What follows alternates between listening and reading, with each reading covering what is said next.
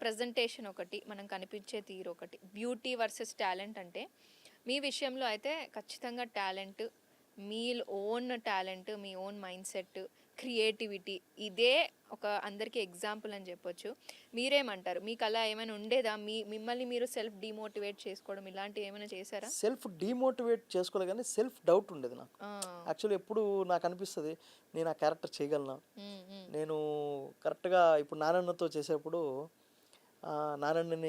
నానన్నతో చేసేటప్పుడు tension feel అయ్యేవాడిని. హ్మ్. హ్మ్. వన్స్ ఒక్క సీన్ అలా అలా చేశానంటే హ్మ్. హ్మ్. మళ్ళీ కనెక్ట్ అయిపోతాను అనమాట. హ్మ్. హ్మ్. అలా సెల్ఫ్ డౌట్ ప్రతిరోజు ఉంటుంది. అంటే ఈరోజు నేను షూట్కి వెళ్ళానంటే ఓకే. ఈరోజు నేను ఎలా పర్ఫామ్ చేస్తాను హ్మ్. అని డైలీ నాకు ఒక సెల్ఫ్ డౌట్ ఉండేది.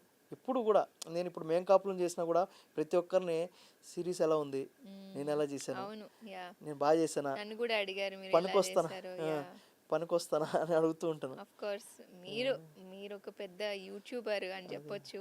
మీ యాక్టింగ్ స్కిల్స్, మీరు తీసుకొచ్చే ఆ న్యాచురల్ ఉంటుంది కదా! అది చాలా యూనిక్, చాలా తక్కువ మందిలో ఉంటుంది. థ్యాంక్ యూ అండి. అండ్ మిమ్మల్ని ఇంకా మూవీస్‌లో చూడాలనుకుంటున్నాం. అయితే థ్యాంక్ యూ. ఇంకా మూవీస్ ఏం చేస్తే, ఎలాంటి క్యారెక్టర్స్ చేస్తే బావుంటుంది మీకు? ఏ క్యారెక్టర్ అయినా అండి నాకు ఒక మంచి అంటే ఇప్పుడు హిట్ 3లో ఒక చిన్న సీన్ ఉంటుంది. హ్మ్.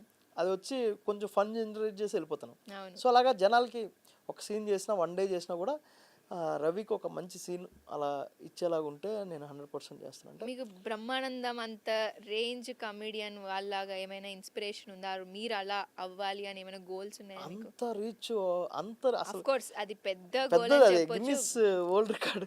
యాహ్! అంత బట్ రీచ్. ఇన్‌స్పిరేషన్ ఏమైనా తీసుకుంటారా ఇన్స్పిరేషన్ అలాంటి నటుల బ్రహ్మానందం నుంచి? గారు కానీ, సునీల్ గారు కానీ, అలీ హ్మ్. గారు కానీ, కోటా గారు కానీ, వీళ్ళందరూ అంటే మనకు వాళ్ళంతా లెజెండ్స్ అనమాట. వాళ్ళు చూసి వాళ్ళంత చేయలేకపోయినా కూడా కొంచెం రీచ్ అయినా కూడా మాకు హ్యాపీ. ఇప్పుడు సునీల్ గారితో నేను 3 ఫిల్మ్స్ చేశాను. హ్మ్. హ్మ్. బ్రహ్మానందం గారితో చేయలేదు, అలీ గారితో చేయలేదు. వాళ్ళందరితో చేయాలని ఉంటుంది హ్మ్. చేస్తారేమో. త్వరలో. హ్మ్. పెద్ద పెద్ద స్టార్స్‌తో నటించినప్పుడు ఏం నేర్చుకుంటారు మీరు? ఇలాంటి స్టార్స్‌తో ఫస్ట్ టైమ్ చూస్తున్నప్పుడు? ఇప్పుడు యాస్ ఏ మనం ఆడియన్స్ స్క్రీన్ మీద చూస్తుండేవాళ్ళం. వాళ్ళు నేరుగా మీరు పక్కనే ఉండి అవును. సీన్ చేస్తూ ఉంటారు. ఎలా ఫీల్ ఎలా ఉంటది? ఫస్ట్ ఫస్ట్ ఇప్పుడు మేం కాపులంకి వస్తే నాగబాబు గారితో చేశాను. హ్మ్. హ్మ్. నాగబాబు గారితో చేసేటప్పుడు ఫస్ట్ డే భయపడ్డాను. హ్మ్.